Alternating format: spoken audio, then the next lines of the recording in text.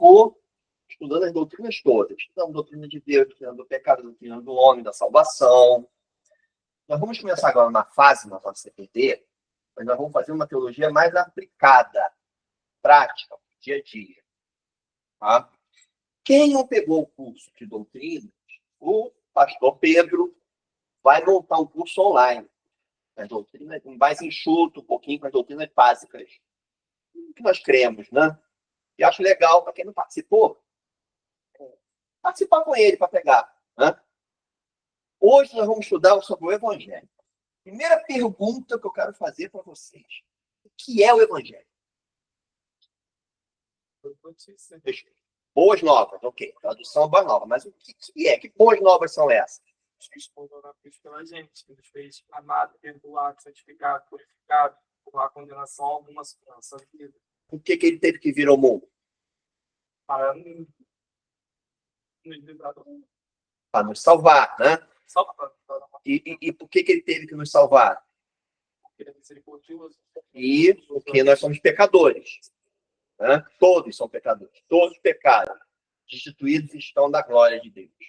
Então, Deus envia seu Filho para morrer e todo aquele que nele, para que todo aquele que nele crê não pereça, mas tenha a vida eterna. Então, para que serve o Evangelho?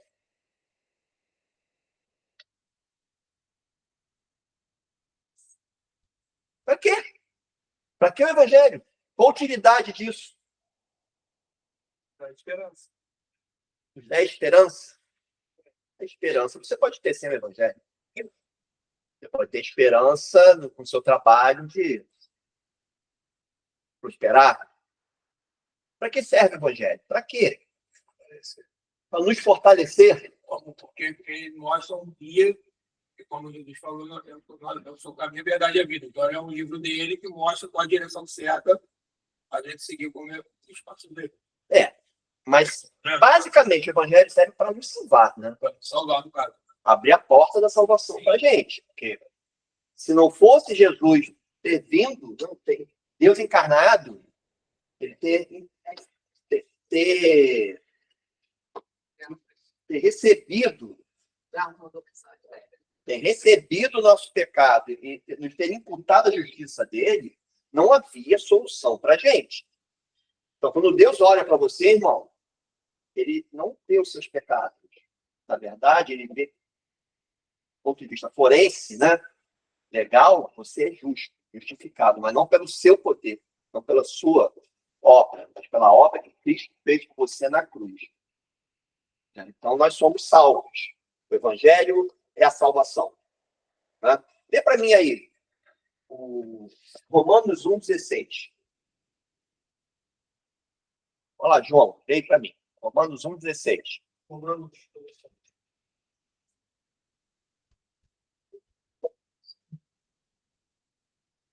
Pois não me envergonho do Evangelho, porque é o poder de Deus para a salvação de todo aquele que nele crê. Primeiro do judeu e também do grego. Não me envergonho do Evangelho, porque o Evangelho é Salvação. poder de Deus. É algo poderoso. Transcendente, é poderoso. Porque envolve a regeneração do nosso coração, transformação de um coração de pedra em um coração de carne, para que você seja capaz de ouvir a pregação deste Evangelho, se arrepender dos seus pecados, ter fé em Jesus e, a partir daí, ser salvo, ser justificado perante Deus. Então, o poder de Deus para a salvação, primeiro dos judeus, que fomos os primeiros a ouvir. Depois os gentios, nós. Uma igreja só. Então, vamos lá, queria que vocês refletissem uma coisa aqui comigo. Rafael, João, Márcio. É só isso. O Evangelho só serve para abrir a porta do céu para a gente. Hein, Ana? É só. Eu estou salvo, posso viver.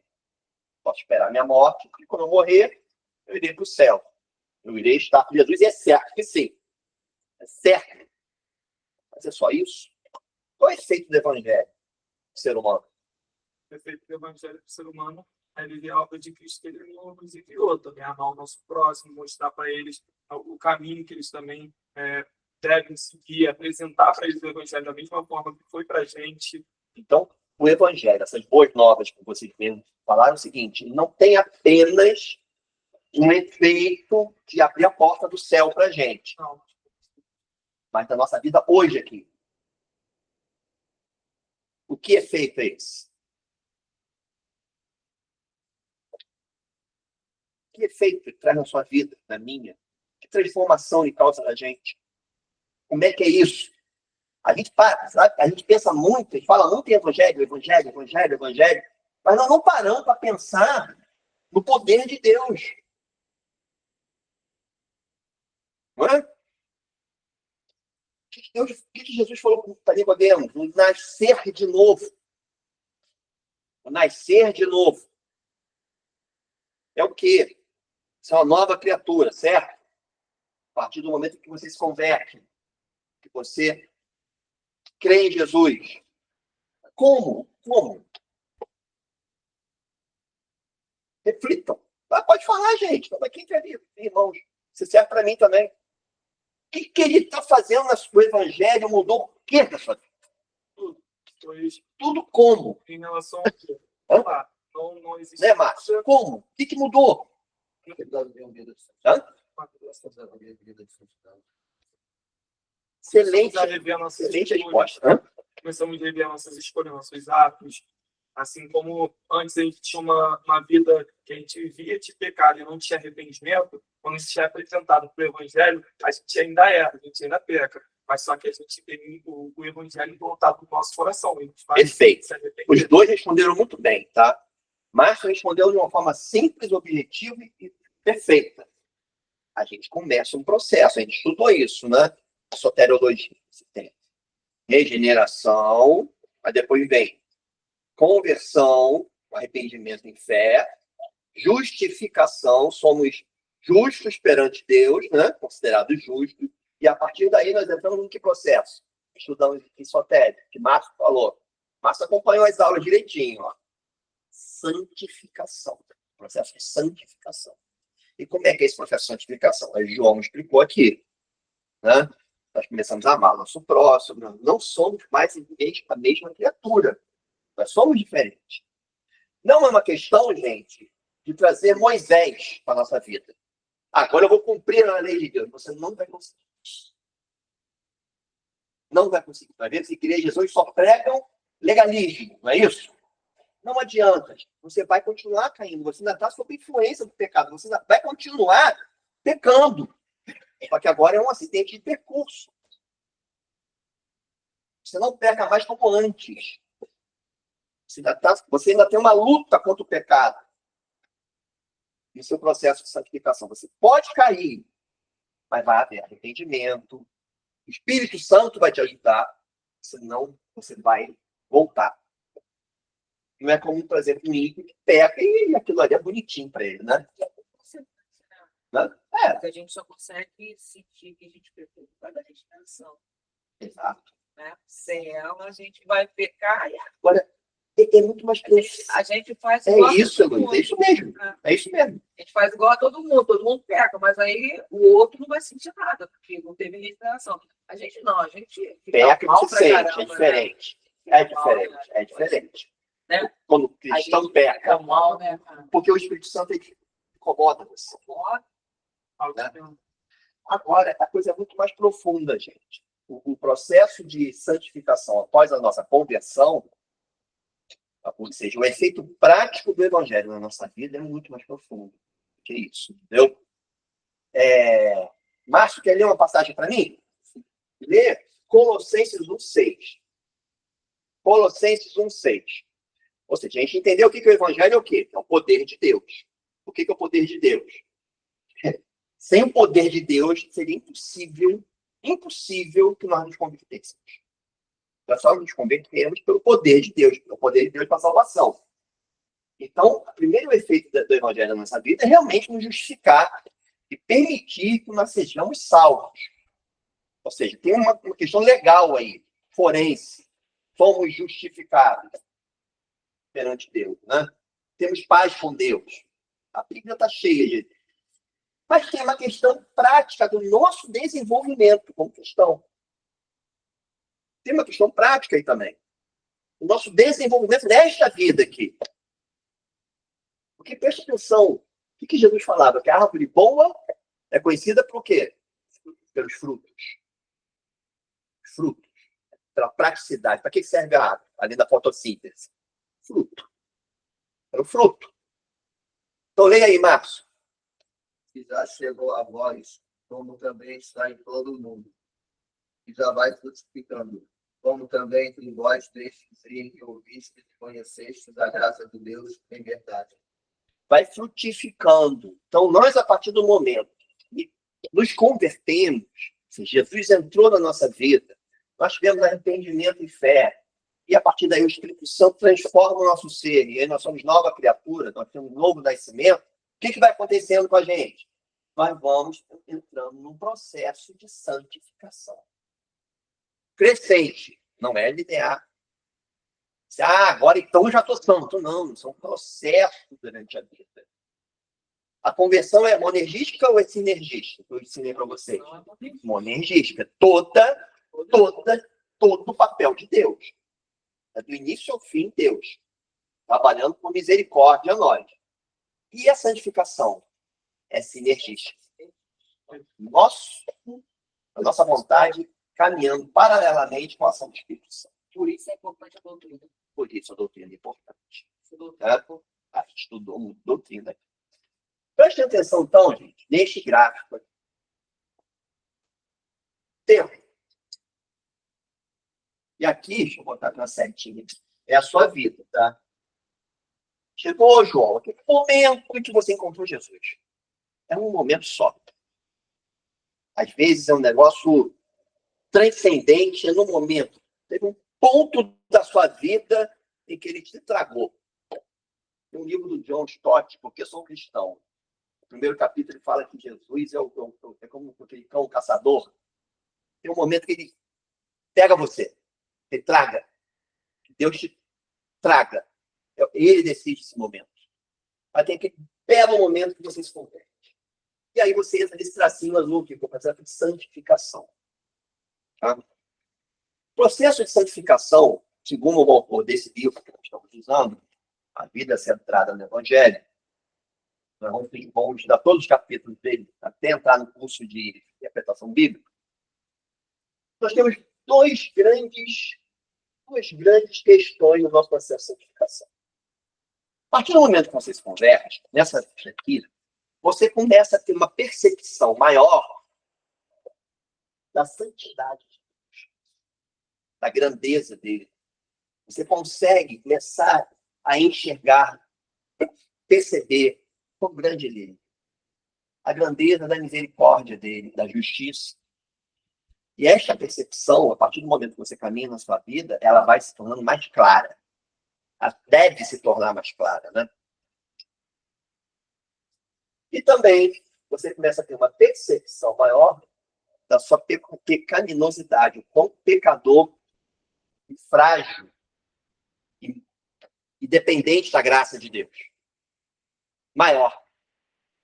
A tendência é que cada vez você aumente a percepção da santidade de Deus e talvez você aumente a percepção da sua pecaminosidade. Você entende que você é pecador. Mas você também entende que pela misericórdia você consegue se achegar a Deus. E quanto mais você entende que você é pecador, mais humilde você fica, melhor pessoa você fica, melhor condições de amar o próximo você vai ter, e mais você vai perceber a santidade de Deus. E o que conecta a santidade de Deus com a sua percepção do pecado? A cruz. É a cruz de Cristo.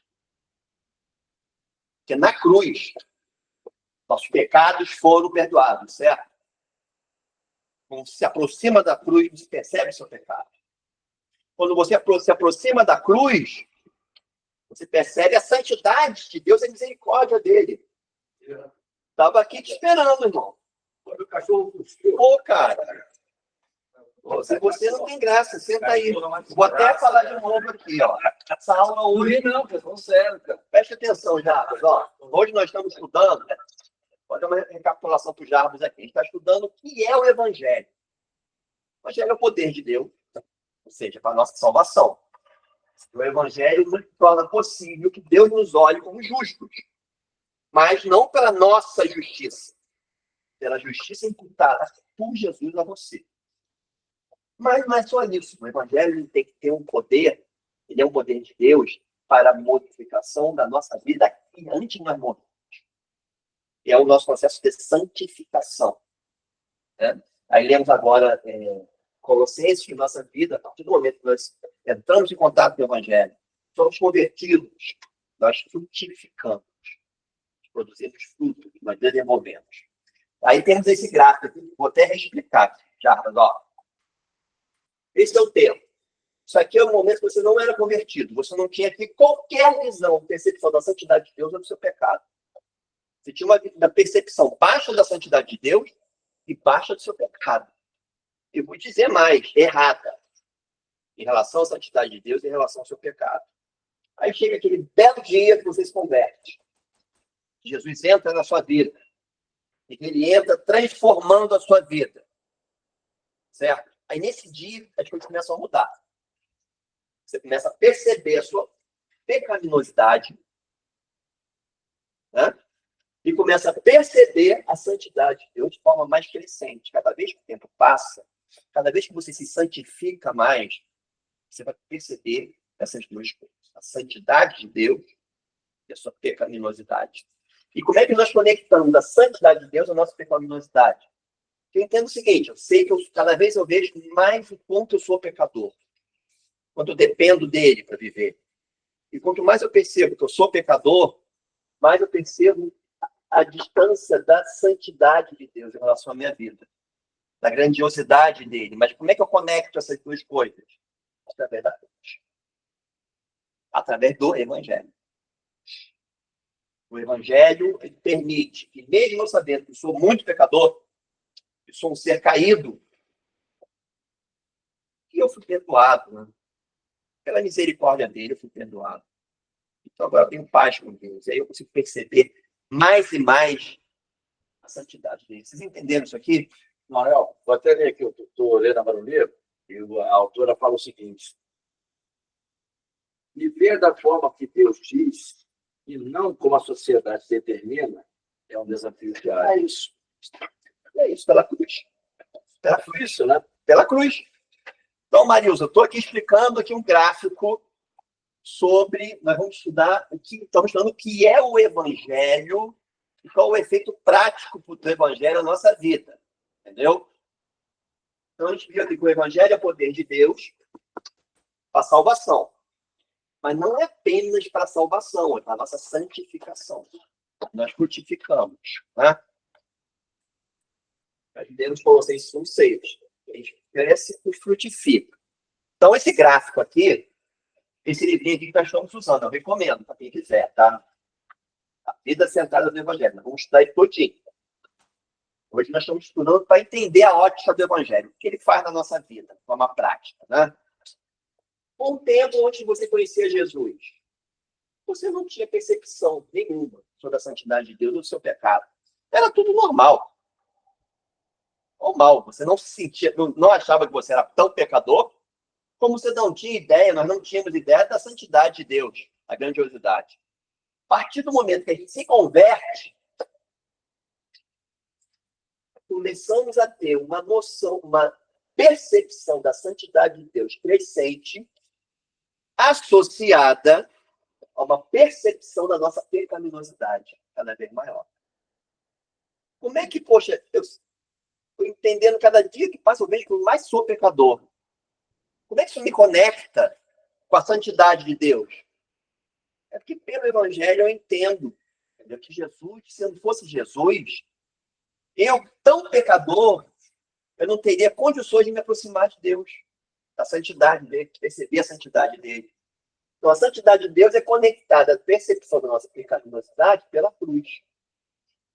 Cada vez que nós nos achegamos mais da cruz, nos achegamos mais a Jesus, nosso processo de santificação, mais nós percebemos que quanto somos pecadores, e quanto somos, e o quão grande é a misericórdia de Deus. na nossa vida. Eu achei genial isso aqui. Tá? Achei genial. Mas aí, o que vocês acham? Vocês entenderam isso aqui? O que vocês acham disso aí? Como é que a gente percebe a santidade de Deus? Tem exemplo na Bíblia disso? Eu citei um aqui, ó. Vou pedir para ler. Isaías. Lê aí, João. Isaías 55, 8 a 9.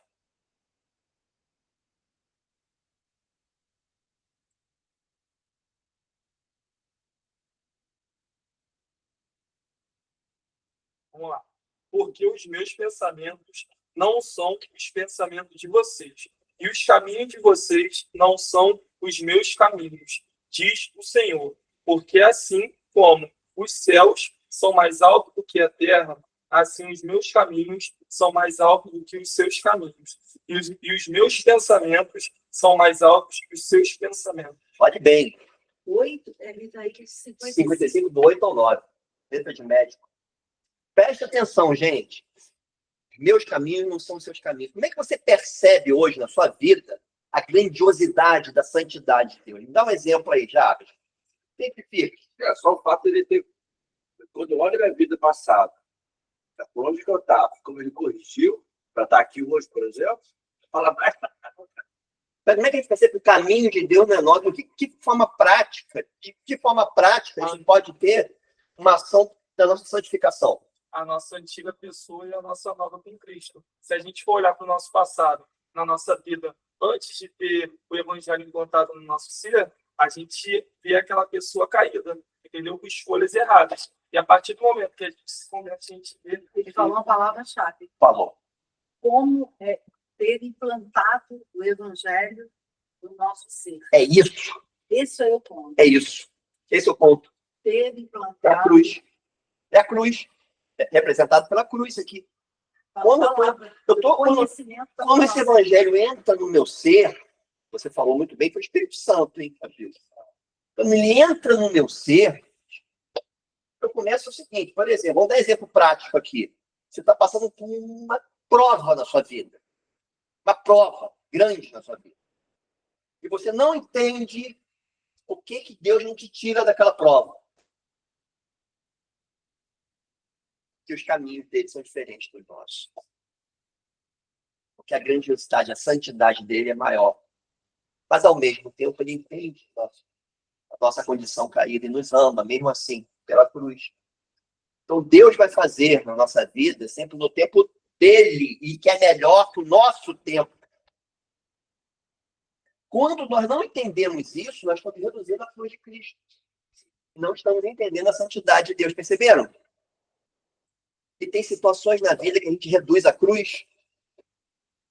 Nós reduzimos a cruz e não percebemos a santidade dele. É como se estivéssemos chegando assim, a gente reduz a cruz e quando nós começamos a não ter uma percepção da nossa pecaminosidade e não ter a percepção da santidade de Deus. Então, entender que Deus é soberano, entender que ele é uma pessoa santa, cujos pensamentos estão muito acima dos nossos, tem um efeito na nossa vida. É o evangelho dentro da gente, né? Encrunhado na gente aqui. Estão entendendo? Né? Então, muitas das vezes, a gente reduz a cruz de Cristo não percebendo a santidade de Deus. Reduzindo essa santidade de Deus. Ou, até pior, às vezes. Tem um outro, porém, tem um outro lado da moeda. Você aumenta demais a santidade de Deus. De forma que você não se aproxima dele. Parece um Deus distante. Você não pode se aproximar. Você exagera. É um Deus tão santo que eu não posso me aproximar dele. E com Jesus você se aproxima. Porque Jesus sentiu tudo que você sente. Ele passou por todas as dores que você passa. Ele sentiu na pele. E morreu para nos salvar. Então, a partir do momento que nós nos aproximamos de Jesus, nós sabemos que podemos nos aproximar de Deus. Temos paz com Deus. Né? E tem o outro lado da moeda, a percepção da pecaminosidade. Quer ler, Marisa? Já Jeremias 17, 9 a 10. Enganoso é o coração, mais do que todas as coisas, e desesperadamente corrupto. Quem o conhecerá? Eu, o Senhor, esquadrinho coração, eu provo os pensamentos, e isto para dar a cada um, segundo o seu proceder, segundo o fruto das suas ações. Enganoso é o coração do homem, desesperadamente corrupto. Apesar de nós sermos salvos em Jesus, somos crentes, somos regenerados, somos justificados perante Deus, entendemos pelo a enorme misericórdia santa dele, ele nos amou, nós ainda somos pecadores, com um coração desesperadamente corrupto, caído. E que se nós piscarmos os olhos, a gente perde a percepção disso. Perde a percepção da nossa pecaminosidade. Quem me exemplifica?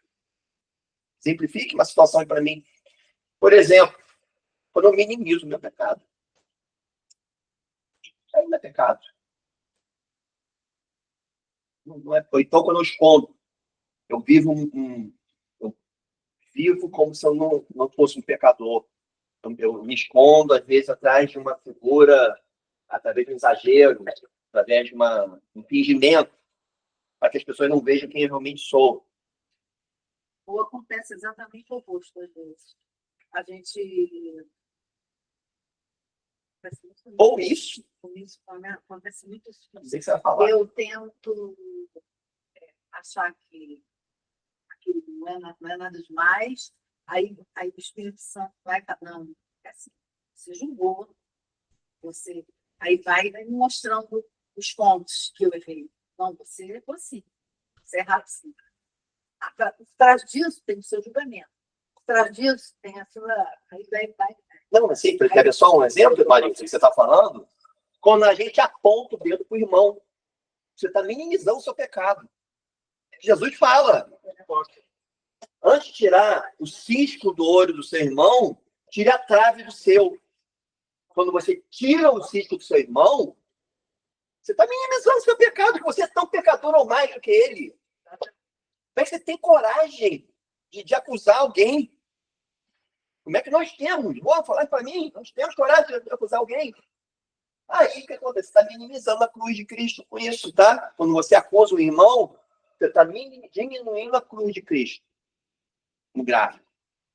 Você está não só reduzindo a percepção da sua pecaminosidade, como você também está reduzindo a percepção da santidade de Deus na sua vida. Veja como é que é uma coisa importante de trabalhar a prática do Evangelho. Vamos lá. Olha só. O Márcio, peraí, só. Vamos na ordem. Márcio, fala, Márcio. Tem muita está apontando o pecado. Ele assim foi muito conservadorismo, pessoal conservador. Vejo muito eles fazendo isso. Estou querendo dizer que dá pecado. Só não posso ver que eles botam muito assim, ficar acusando, apontando pecado. Isso não são estudo. Pessoal de Pedro, pessoal ficam atacando muito. Acaba assim, porque eles também são pecadores. Isso aí, Márcio. Então lá são estudo acusadores. Levam o púlpito, os pastores, um Deus que parece um diabo. Como o pastor Antônio fala. Levam um legalismo para o púlpito que ninguém consegue cumprir. Entendeu? E isso é reduzir a santidade de Deus, que está reduzindo a misericórdia dele, que Deus entende que nós somos pecadores, ele sabe. E ainda assim resolveu te amar. Antes da fundação do mundo. Como também está reduzindo a percepção da sua pecaminosidade. Quando você prega muito legalismo no púlpito, você mesmo é um pecador.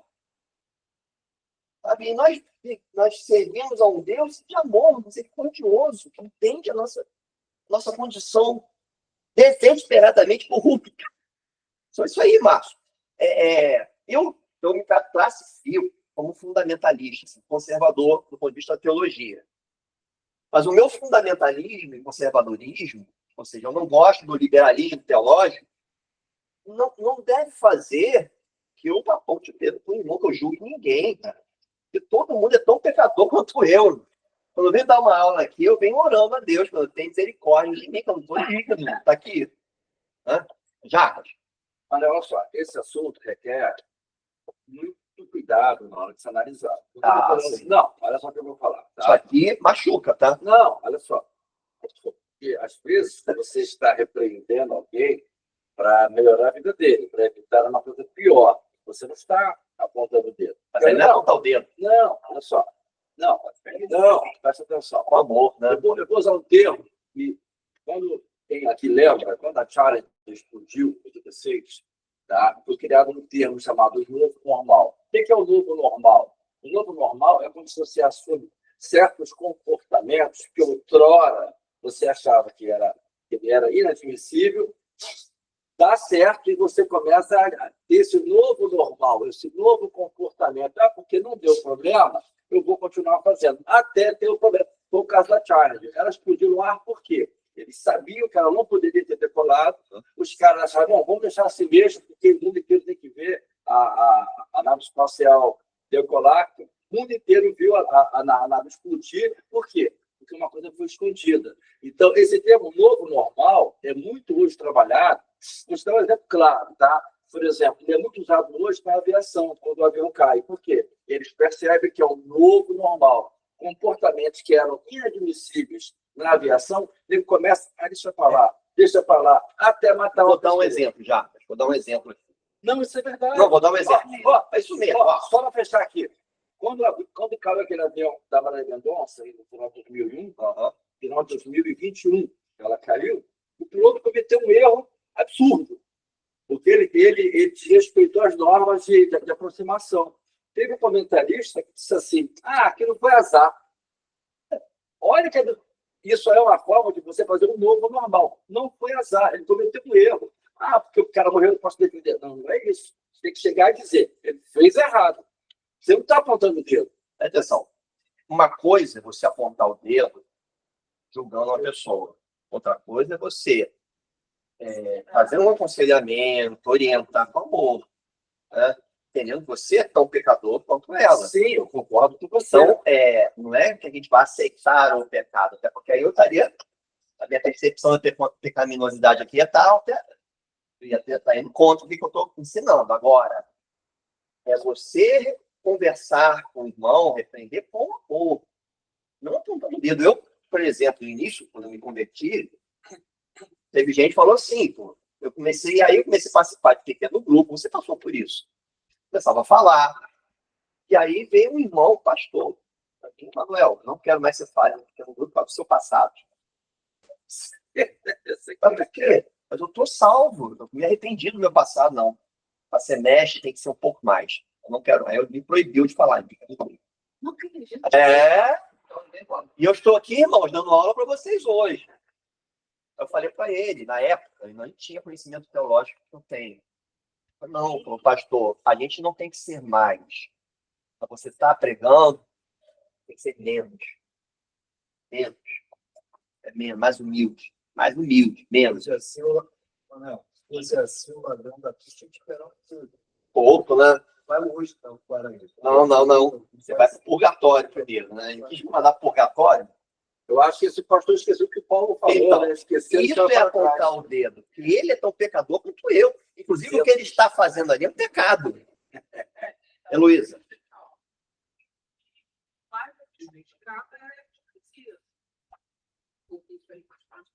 Então, Jesus andava com publicanos e pecadores. Hã? Você aponta o dedo do outro, sendo você não Exato. Então, só para completar, é João quem ia falar. Fala. por isso que é importante, né, ter a questão de um coração doutrinado. Em Romanos 6,17 ele fala, mas graças a Deus que, tendo sido escravo do pecado, vocês vieram a obedecer de coração a forma de doutrina que foram entregues a vocês. Entendeu? Quando a gente tem a doutrina implantada no nosso coração, a gente não vai estar mais julgando os nossos irmãos estando com um cisco no olho. A gente vai estar julgando com a reta justiça. Exato. Entendeu? Você não vai julgar. A Na gente verdade, julgar ninguém. não é julgar, Mas você vai olhar para o pecado do irmão como Deus olha para o nosso pecado, com misericórdia, gente. Até porque, quando você olha o pecado de um irmão, você tem que olhar para o seu. Deus está olhando para você também. tem que ver com a mesma misericórdia que Deus olhou para você. Como é que você não vai perdoar um irmão? A gente não vai perdoar um irmão, nós não vamos perdoar um irmão se Deus nos perdoou. Então, o evangelho implantado no nosso coração, ele gera um equilíbrio entre a percepção da santidade de Deus e a percepção da nossa pecaminosidade. E todas as vezes que a gente tem esse desequilíbrio, nós temos que ter alguma correção aí no nosso caminhar, no nosso processo de santificação, né?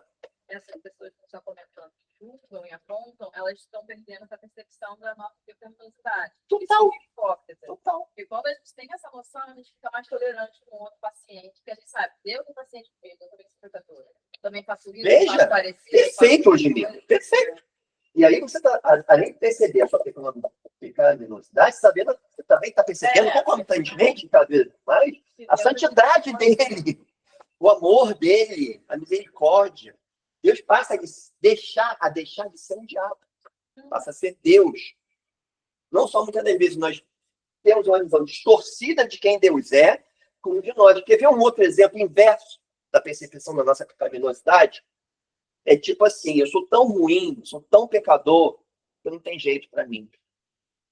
Eu não tenho como me aproximar de Deus, eu vou me esconder. Isso é maligno. Ah, mas tudo é maligno. Tanto o excesso como Satanás usa isso. Né? Ele é um enganador, tenta nos enganar.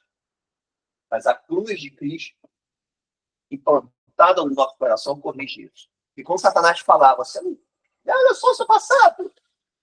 Como é que você está na igreja hoje? Satanás, você fala para ele, Jesus morreu por... Jesus pagou meus pecados. Então eles estão todos lá na cruz, eu estou perdoado.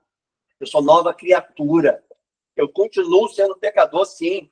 Continuo tendo que ser desesperadamente corrupto, mas eu desesperadamente necessito da graça de Deus. Eu estou perdoado. Então se afasta. Sai dessa. Eu sim estou na igreja, vou continuar indo na igreja no processo de santificação. Entende que às vezes o excesso, isso aqui é ruim também. E o excesso também, eu não poder me aproximar de Deus. É o excesso de legalismo. Então tem que haver um equilíbrio. O que acontece às vezes na nossa vida é isso aqui, ó. A gente reduz a cruz de Cristo. O que acontece? Acontece isso aqui, ó. A gente, quando não tem um processo de crescimento, nós reduzimos a cruz de Cristo, né? Então o que acontece? Fica um gap na nossa vida. Tanto da percepção da nossa pecaminosidade, como da percepção da santidade de Deus. Nós temos um equilíbrio no nosso processo de santificação, quando cada vez mais percebemos o poder do Evangelho dentro de nós. Como é que a gente desenvolve o poder do Evangelho? Como é que a gente desenvolve o Evangelho, nós como crentes?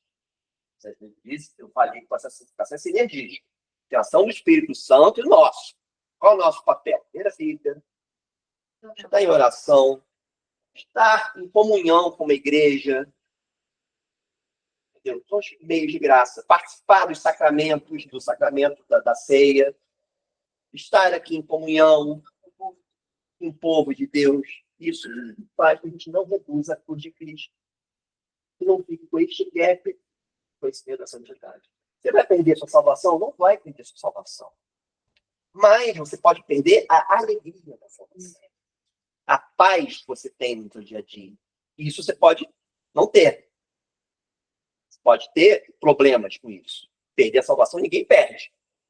Impossível. Uma vez salvo, Deus, o trabalho da cruz, o trabalho de Jesus na cruz foi completamente efetivo para os seus eleitos. Completamente efetivo. Efeito total. Mas você pode ter momentos que você vai perder os benefícios desta vida da sua salvação, do Evangelho. Então, tem alguns Esperança, né? esperança, paz. Você passa a ficar ansioso. Você passa a ter tristeza. Fica só olhando Fica... essa dimensão aqui. Isso, você vai estar olhando de forma errada a sua pecaminosidade, vai estar olhando de forma errada a santidade de Deus. Então tem que haver um equilíbrio. Não estou trazendo esses temas aqui, desse livrinho, para que a gente possa ter uma teologia prática agora. Agora que a gente deu as doutrinas, é prática, né? Então, por exemplo, eu posso reduzir a cruz tentando minimizar o meu pecado. Eu vou começar já a analisar essa parte, tá? Por exemplo, um dos mecanismos de minimização do pecado é defender. É aquela pessoa que vive se defendendo, entendeu? Ela não aceita as suas fraquezas, não aceita comentários sobre a sua fraqueza. Ela não aceita que um irmão venha conversar com você, não apontando o dedo, mas, poxa, vamos melhorar isso aí. Mas o seu irmão contador para você, o que você faz? Você, como cristão, você vai chamá-lo para conversar. A ponto desse, vai perdoá-lo. Olha, irmão, você está me julgando, vamos conversar. Por que você está fazendo isso? Você não vai apontar o dedo de volta. Sim, mas se ele continuar apontando o dedo para você, o que você faz? É uma questão dele com Deus. É uma questão dele com Deus. Eu vou continuar perdoando e tratando ele com amor. Você pode até, né? Se possível, Não. Você, com todo respeito, vai se posicionar. Só, meu irmão, se possível, você vai falar, você está apontando o dedo, você está me julgando. E você vai tratá-lo com amor, mas não precisa ser o melhor amigo dele. Você pode se afastar. É isso que eu ia falar. É isso. Mas a questão do defender-se, é você ser aquela pessoa defensiva, que não consegue ter crítica. Eu já fui muito assim, tá? Entendo, é um trabalho que eu faço. Crítica defensiva. Eu acho que aí eu começo a falar das coisas boas que eu faço na vida. É uma coisa que você tem que trabalhar, porque o evangelho vai você aceitar o seu pecado, as suas fraquezas. E se alguém vem conversar contigo, vai fazer isso, você vai conversar com amor com essa pessoa, vai se abrir. Né? Se Deus enviou alguém para, de repente, conversar com você sobre isso. Né? Você é muito agressivo, irmão. Você é grosso com as pessoas. Vamos conversar. Vamos melhorar isso aí. Vamos, entendeu? E às vezes, numa medida de defesa, você esconde isso. Você está minimizando seu pecado. Olha, eu falei que isso aqui vai ser agressivo para muita gente, inclusive para mim, tá? O evangelho te agride, ele te confronta. Vai te confrontar. Mas é papel do evangelho, né? Ele te abençoa, ele te faz feliz, ele nos dá paz, mas ele nos agride também, nos confronta. Ele agride a carne.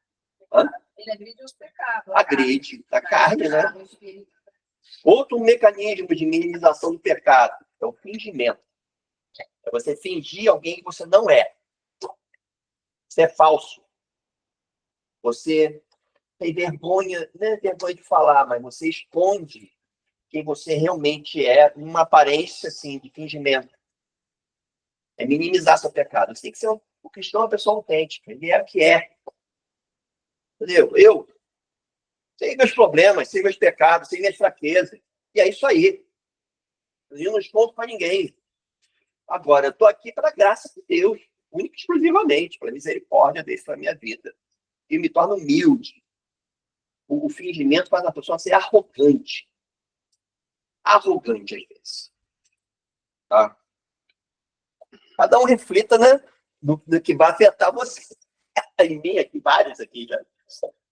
Eu estudar isso aqui, eu fiquei até mal. Meu Deus, eu acho que eu estou minimizando a cruz de Cristo. Você pensar, né? Estou minimizando a cruz. Esconder-me. Você tem que responder o máximo possível sobre a sua vida. Especialmente as coisas ruins. É diferente de fingir. Fingir é ser uma pessoa que você não é. Esconder é você ter vergonha daquilo. E por isso você se esconde, você se encolhe, você fica uma pessoa, se separa de todo mundo, você se isola. Porque você se sente tão ruim que você não tem como conviver com ninguém. É igual esse cara de colher, que o cara foi querer ajudar uma prostituta. Aí ela falou assim, ainda vai chegar aqui. Aí ela falou assim, vem conhecer minha igreja. Ela fala, para quê? Precisa de melhor do que eu tô? Pois é. Tá ciente. Isso aí tudo que ele está ensinando é um processo. Se você entender o efeito do evangelho no seu coração, entender a santidade de Deus, a sua pecaminosidade, você vai ter uma vida muito melhor. Essa é a questão. O efeito do evangelho na vida aqui hoje, o efeito é para melhorar a nossa vida. Não em termos de prosperidade necessariamente, mas enfrentar isso com paz. Né? Exagerar. Olha aí, Delci, o exagero. Tem pessoas que exageram. Fala mais elevado de si mesmo como deveria. As suas qualidades, as suas coisas que você é bom, que você é inteligente, que você é doutor não sei aonde, que você é mestre em teologia. Mas, na verdade, ele esconde por trás disso o seu pecado. Então, ele não é uma pessoa autêntica também. Então, isso também, o exagero, é uma forma de minimizar o pecado. Minimizando o pecado, você vai estar minimizando a cruz de Cristo, a sua persecução da santidade de Deus, do seu pecado, a sua pecaminosidade. O exagero é arrogância, né, Deus? Arrogância. Né? É o contrário, o exagero do esconder-me.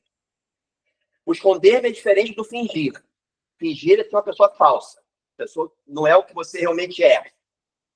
O esconder... Você falou, esconder, separado, assim, a pessoa pode se esconder por se achar tão melhor, não vou misturar, você já Exato. cortar. Pode ser o contrário. Pode ser o esconder-me através do exagero. Ele se esconde dentro do exagero. Né? Uma outra forma da gente minimizar o nosso pecado. Culpa. Aquilo, Jarbas, que a gente estava falando agora. Você culpa os outros por um pecado, por alguma circunstância, você sem assumir a sua parte. É o cara que aponta o dedo. Essa do apontar o dedo. É você julgar o irmão, é tirar um cisco do olho do seu irmão sem perceber a trave que tem no seu. E você tira o cisco do olho do seu irmão, a gente tem mania de acusar os outros e julgar os outros. Por quê? Porque ele está escondendo atrás disso o seu próprio pecado. Que ele está minimizando através do julgamento de um irmão. Gente, se a gente piscar, nós entramos nesse mecanismo de minimização do pecado. Principalmente, não sei se está dentro aí desse foco. Quando a gente, a questão política que aconteceu, aí cancelou um monte de gente que é do lado oposto ao que você, né? Acredita, né? Acredita, entre aspas, mas acredita mais. Menos ruim. Os dois lados, para mim, são péssimos. Menos ruim, aí o pastor, aí você agora, nada que o cara fala, Paulo fala que você tem que ouvir todas as coisas, e ter o que é bom. Eu meio que caí nisso. Eu deixei de ouvir várias pessoas, depois voltei a ouvir e falei assim, ele fez chegou lá, mas quantos eu também cometi na vida. E isso, tudo que sai da boca dessa criatura, eu tenho passa a ser ruim, né? Porque aí você vai estar minimizando a cruz. Exatamente. Entendeu? Você está julgando, irmão. E olha só, o mesmo, como é que fala o texto que diz assim, da mesma forma que você julga, você será julgado. O mesmo rigor. O Francis Schaeffer falou, né? Que o Antônio repete sempre, né? Você vai estar com o gravadorzinho aqui na sua... E quando você julgar alguém, vai apertar o REC. Lá no dia do juízo, que a gente estudou aqui em escatologia, Deus vai apertar o play para todos. Todos. Nós não vamos ser condenados pelo sangue de Jesus, pelo que ele fez na cruz. Mas todos serão julgados. Em algum momento, cometeu equívoco, que é humano como eu, aí por isso eu vou cancelar. Pelo contrário, irmão, a gente tem que orar por ele. Tem que orar por ele. Se tiver contato com uma pessoa assim, vamos encontrar ele de volta para Cristo. Eu que estava perdendo, porque ele é uma bênção e sim, uma pregação. Sim. Eu até sei o que você está falando. Do conhecimento da palavra de Deus. Não, eu que perdi de ouvir, de ser edificada através da vida dele. Tá vendo como é que é? Então, minha irmã, isso aí é o objetivo que a gente está fazendo dessas aulas, exatamente. Nós não minimizarmos o poder do Evangelho na nossa vida hoje, no nosso processo de santificação. Quando nós olhamos para o próximo, quando nós olhamos para nós mesmos, quando nós olhamos para Deus, isso tudo a gente vai estudar nessas próximas semanas, tá? Esse livrinho que para quem puder, eu recomendo. Tá? E uma última forma de minimizar o meu pecado é minimizando ele mesmo, né? É não dando importância a determinado pecado na minha vida. Isso aí, Jesus já morreu por mim. É o novo normal que eu estou falando. Né? É o novo normal, isso não é mais pecado. Aí tá, é a fronteira, né? Você não vai julgar o seu irmão. Mas se você sabe que o irmão está fazendo alguma coisa que é contrária ao que a Bíblia, o que o Evangelho nos prega, o que a Bíblia nos prega, você não vai deixar de conversar com o irmão com muito amor. Com muito amor. Não julgando, apontando o dedo. Né? E em relação ao seu próprio pecado, um pecado que eu estou cometendo. Isso não é mais pecado. Eu tive uma experiência muito interessante dessa área. Eu comentei com uma amiga, ela falava sempre de um pastor. Mal. E ele cometeu um equívoco, mas ele tem um ministério maravilhoso, abençoadíssimo. Ele é um missionário, inclusive. Incrível. Aí, quando ela já tinha ouvido, ela falava sobre isso. Aí um dia eu senti assim no meu coração.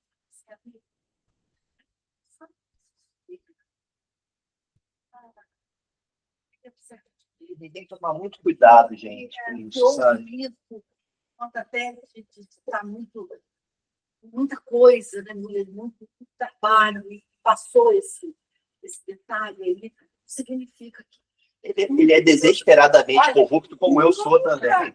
E ela me agradeceu, eu tive uma reação muito interessante. Ela me agradeceu, muito obrigada por essa. É isso, gente. Então, eu quero que vocês reflitam durante essa semana, vocês vão refletir sobre essa aula, entendeu? O que é o Evangelho, o que o Evangelho faz, o poder da cruz que me faz perceber a santidade de Deus e a minha pecaminosidade. O que eu posso estar fazendo no meu dia a dia que possa encolher a cruz de Cristo? O que eu posso estar fazendo? Na próxima aula, a gente vai estudar sobre fingimento e desempenho. Tá? Quando encolhemos a cruz, vamos falar sobre o fingimento e o desempenho. Fingimento sobre ser o que nós não somos e sobre o desempenho também. Colocar isso de forma exagerada. Então, nós vamos estar debatendo certo e errado, essas questões que nós fazemos no nosso dia a dia, que fazem que nós encolhemos, temos para fazer encolher o poder do Evangelho, que é o poder que vai agir para a nossa salvação, ok. Mas se nós não abrirmos os olhos, nós vamos ter, muitas das vezes, atitudes da nossa vida não condizentes. Mané, olha só. Esse tema é um tema que requer bastante. Tem outro.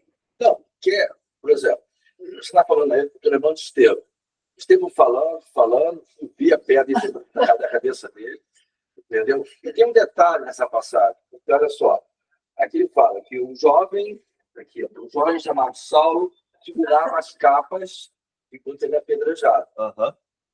Aí Estevão morreu. Se você falar em Timóteo, já era Paulo convertido, e ele pede uma capa de proteção. Eu quero falar o seguinte, as coisas que você tem que perder... Entendi, então. O pastor Antônio chegou, distraído. Não, é assim, ó. Paulo estava aqui, ó, sem conversão. Teve uma atitude com Estevão. Aí Paulo se converte. Aí é só ler as cartas de Paulo, né?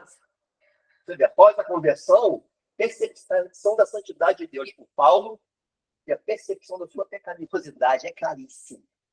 É claríssimo. Nós temos que seguir o exemplo de Paulo. Você está disposto a perder tudo? Está disposto a perder tudo? Mas se você está disposto a perder tudo, você entende a santidade dele, o amor dele na sua vida. Entendeu, gente? Então vamos refletir. A gente vai estar debatendo essas semanas bastante interessantes esses temas, entendeu? A teologia é a chamada teologia aplicada, prática, que a gente está fazendo. Senhor, muito obrigado, Deus, por estarmos aqui perante a sua santidade, Senhor, mesmo sendo pecadores, entendemos o quanto tu nos amas, Senhor. Abençoa a nossa escola bíblica, cada irmão que está aqui, inclusive a mim também, Senhor, possamos ter ajuda do seu Espírito Santo para cada vez mais percebermos, Senhor, quão pecadores somos, mas também o quanto tu nos ama, o tamanho da sua santidade, porque tu és santo, santo, santo.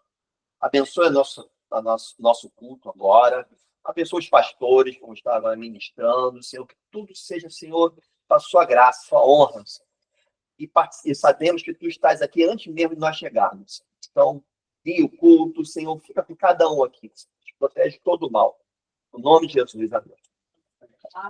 Amém. Vamos para o café e para o culto, né, gente? Vamos lá, né? Aos irmãos aqui do online, fiquem com Deus. Bom culto aí para todo mundo. Ana, Leci. Grande abraço. Eu botei uma foto do quadro e o quadrinho, o desenho do livro para vocês. Está no grupo. Eu vou ter